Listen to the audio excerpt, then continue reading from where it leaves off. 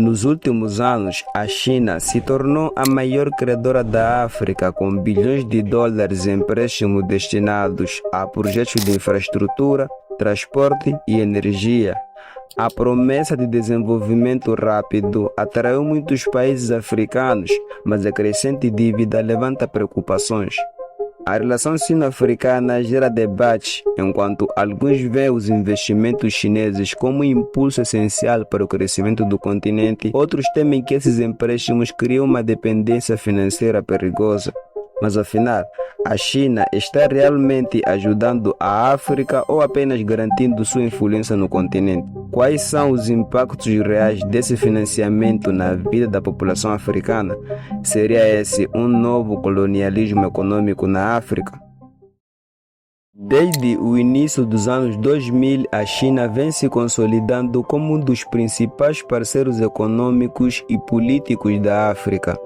Essa influência crescente se reflete no aumento do comércio bilateral, nos investimentos em infraestrutura e na cooperação diplomática. Um dos marcos dessa relação é a iniciativa Belt and Road, lançada em 2013. Esse projeto global de infraestrutura conecta a África a uma vasta rede comercial e de desenvolvimento, incluindo portos, ferrovias e estradas. Muitos países africanos enxergam a China como uma alternativa às instituições financeiras ocidentais, como o Fundo Monetário Internacional e o Banco Mundial, que frequentemente impõem condições rigorosas para empréstimos. No entanto, a abordagem chinesa também gera críticas, especialmente quanto ao risco de endividamento excessivo e impactos ambientais. Em 2023, a África acumulava aproximadamente 696 bilhões de dólares em dívidas com a China, refletindo os grandes investimentos em infraestrutura, energia e transporte. Os países mais endividados incluem-se, primeiro, Angola, que é o maior devedor africano com uma dívida superior a 42 bilhões de dólares. Grande parte dessa dívida está vinculada a projetos relacionados ao petróleo, sendo que uma parcela significativa é quitada por meio de exportações petrolíferas, criando uma dependência direta entre os dois países. Em julho de 2020, Angola e a China acordaram uma moratória para o pagamento da dívida que ronda os 20 mil milhões de dólares, mas a subida do preço do petróleo permitiu Angola reiniciar esse pagamento 18 meses antes da moratória expirar no próximo ano. O segundo país é a Etiópia, possui uma dívida de aproximadamente 13,7 bilhões de dólares, focada em investimentos em ferrovias, como a linha que conecta Addis Abeba ao porto de Djibouti, além de projetos de energia. O terceiro país é a Zâmbia.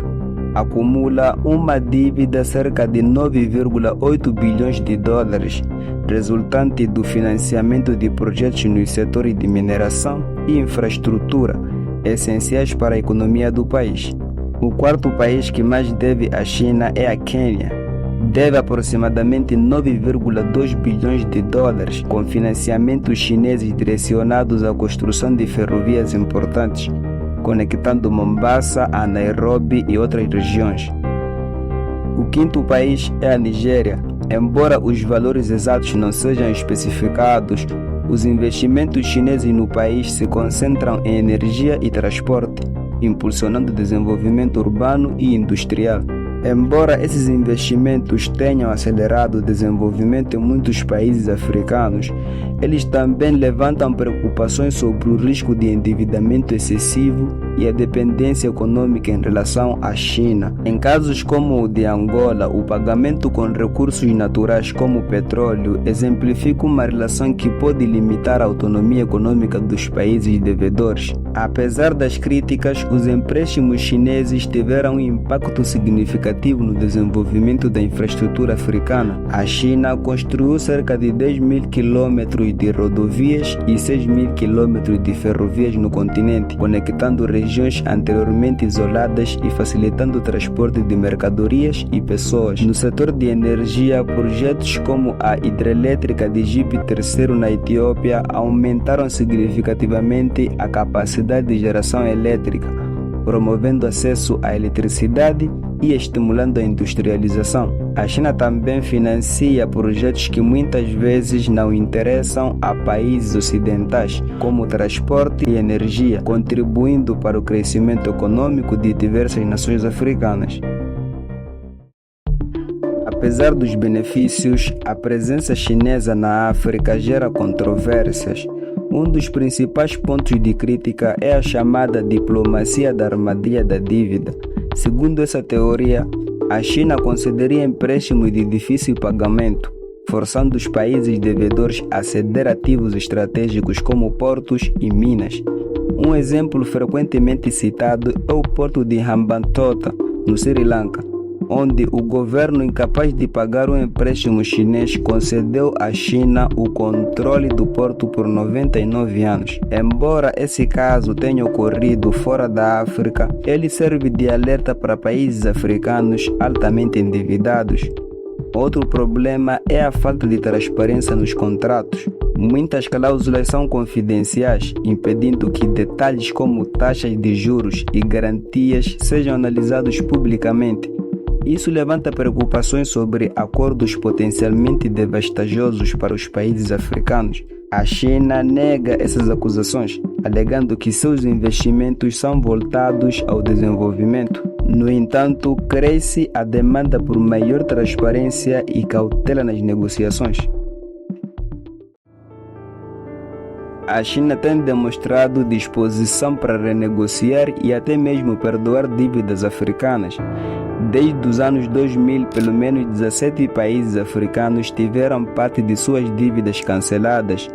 Em 2022, o governo chinês perdoou 23 bilhões de dólares em empréstimos sem juros para países africanos, em um gesto interpretado como tentativa de fortalecer laços diplomáticos e responder às críticas sobre a armadilha da dívida.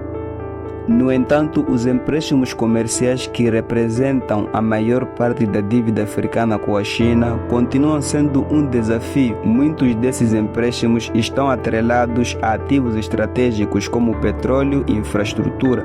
Embora a renegociação e o perdão de dívidas sejam passos positivos, eles evidenciam a complexidade dessa relação financeira. A competição geopolítica entre China, Estados Unidos e União Europeia pode abrir oportunidades para a diversificação de parcerias, mas também aumenta a pressão sobre os países africanos. Para evitar armadilhas econômicas, os países africanos precisam buscar maior autonomia nas negociações, fortalecer mecanismos de governança e explorar modelos de desenvolvimento mais sustentáveis.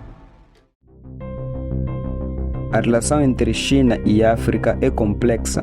Os empréstimos chineses ajudaram a transformar a infraestrutura africana, mas também geraram preocupações sobre dependência econômica e sustentabilidade da dívida. O desafio para os países africanos agora é garantir que essa parceria traga benefícios duradouros, sem comprometer sua soberania econômica. E você, o que acha? A China está realmente ajudando a África ou criando um novo modelo de dependência econômica? O continente africano deveria buscar outras alternativas de financiamento? Como essa dívida pode impactar o futuro da África?